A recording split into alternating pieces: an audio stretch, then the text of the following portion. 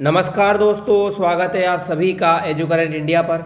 दोस्तों, कल की सबसे बड़ी अपडेट में अगर हम देखें तो ये अपडेट निकल कर सामने आ रही है कि शेख हसीना को बांग्लादेश जो इंटरनेशनल ट्रिब्यूनल है उसके द्वारा उसको मौत की सज़ा सुना दी गई है। यानी कि शेख हसीना को अब बांग्लादेश में फांसी दी जाएगी और बांग्लादेश सरकार ने यानी कि जो मोहम्मद यूनस इस समय बैठे हुए हैं उनकी सरकार ने ये डिमांड की है भारत सरकार से कि आप शेख हसीना को हमारे हवाले कर दीजिए। आप इन सारी न्यूज़ में देखिए, शेख हसीना को मौत की सज़ा का फरमान सुना दिया गया है जो कि बांग्लादेश की इंटरनेशनल कोर्ट है। हालांकि ये कोर्ट जो है ये है बांग्लादेश की ही, लेकिन इसका नाम इन्होंने इंटरनेशनल कोर्ट ऑफ बांग्लादेश रखा। लेकिन दोस्तों बात यह है, अगर बात करें इस कोर्ट की तो इस कोर्ट को बनाने वाली भी शेख हसीना ही थी। इन्होंने 2009 में इस कोर्ट का निर्माण किया था और उन्होंने इस कोर्ट का निर्माण इसलिए किया था क्योंकि जो 1971 में बांग्लादेश अलग हुआ था उस बांग्लादेश के खिलाफ जो ये टीम बना रही थी या जो अपराधी थे जो ये चाह रहे थे कि बांग्लादेश को बर्बाद कर दे, उन अपराधियों को बांग्लादेश में सज़ा देने के लिए ये ट्रिब्यूनल बनाया गया था। लेकिन आज ये ट्रिब्यूनल ही खुद यहाँ की जो शेख हसीना है इनके ऊपर भारी पड़ गया है। अब अगर बात करें तो शेख हसीना को किन आरोपों पर सज़ा दी गई है, तो शेख हसीना के खिलाफ आरोप है कि इन्होंने जो है मानवता के विरुद्ध कार्य किया है और जो स्टूडेंट्स हैं उनके ऊपर कई तरह से जैसे ड्रोन, हेलीकॉप्टर, घातक हथियार इनका इस्तेमाल करके वहाँ के जो स्टूडेंट प्रोटेस्ट हुआ था उसमें बहुत सारे स्टूडेंट की जान लेने का आरोप है। इसी आरोप के चलते अब इंटरनेशनल ट्रिब्यूनल कोर्ट ने इनको जो है फांसी की सज़ा सुना दी है। और उसके बाद जैसे ये फैसला आया तो वहाँ के कोर्ट में जितने भी वकील बैठे हुए थे या लोग बैठे हुए थे उन्होंने तालियों के साथ इस फैसले का स्वागत किया है। दोस्तों अगर बात करें तो शेख हसीना की तरफ से इसमें कोई भी इन्वॉल्व नहीं था, यानी कि शेख हसीना का पक्ष रखने वाला कोई नहीं था। और अगर शेख हसीना इसकी अपील सुप्रीम कोर्ट में करना चाहे तो ऐसा होगा कि शेख हसीना को खुद वहाँ पर सहशरीर प्रस्तुत होना पड़ेगा, तभी वो जो है वहाँ के सुप्रीम कोर्ट में अपील कर सकती है। इसके बाद बांग्लादेश जो सरकार है उसने भारत सरकार के साथ एक ट्रीटी की हुई थी जिसका नाम है एक्सट्रेडिशन ट्रीटी है। एक्सट्रेडिशन ट्रीटी के तहत जो बांग्लादेश सरकार है वो चाहती है कि उन्हें शेख हसीना को वापस लौटा दिया जाए। लेकिन दोस्तों ये ट्रीटी जो थी ये ट्रीटी इस तरह की थी कि मान लीजिए अगर भारत सरकार का कोई अपराधी या भारत का कोई अपराधी बांग्लादेश में चला जाता है तो बांग्लादेश उसे भारत में वापस लौटाएगी, और अगर बांग्लादेश का कोई अपराधी भारत आ जाता है तो भारत उसे वापस बांग्लादेश को लौटाएगा।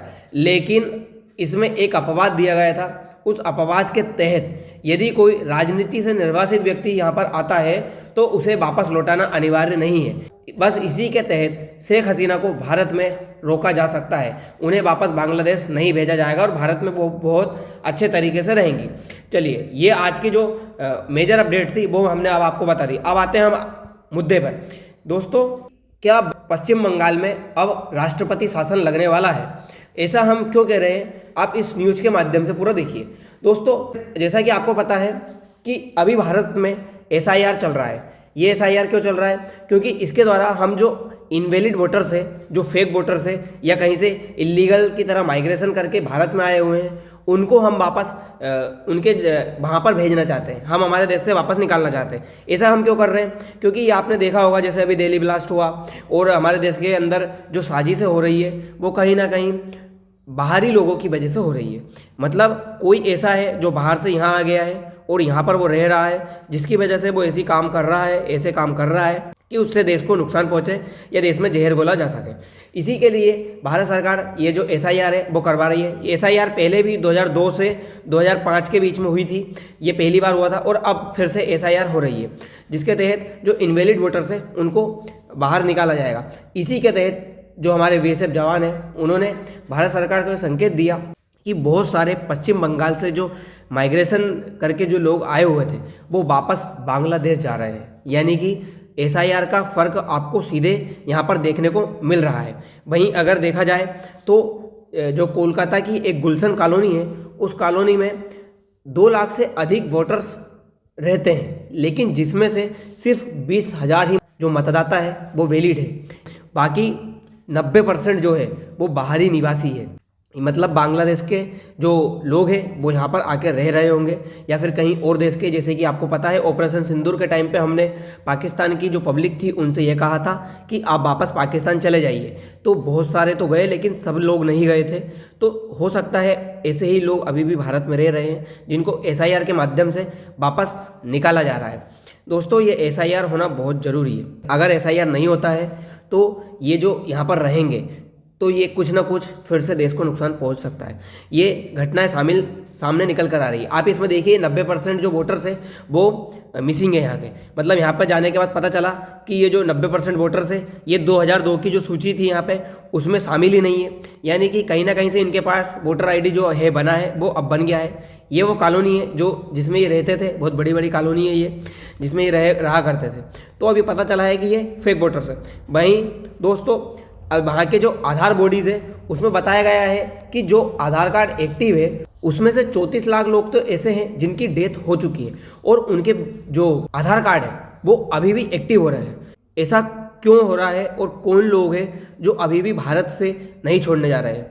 बस इसीलिए अब भारत सरकार ये SIR करवा रही है। और इस SIR के माध्यम से होगा क्या, इस SIR के माध्यम से जो लोग हैं उनको भारत से, ये जो भारत है यहाँ से हमें बांग्लादेश में धक्का देना होगा, यानी कि बांग्लादेश में निकालना होगा। और बांग्लादेश में निकालने के लिए भारत सरकार को ये चाहिए कि वहाँ की जो पश्चिम बंगाल की सरकार है वो भारत सरकार को साथ दे, भारत सरकार की इस काम में हेल्प करे। लेकिन आपको ये बता दें कि जो ममता बनर्जी है इन्होंने SIR को लेकर एक बड़ा बयान दिया था। उस बड़े बयान में इन्होंने ये कहा था कि जो SIR है वो सुपर इमरजेंसी है।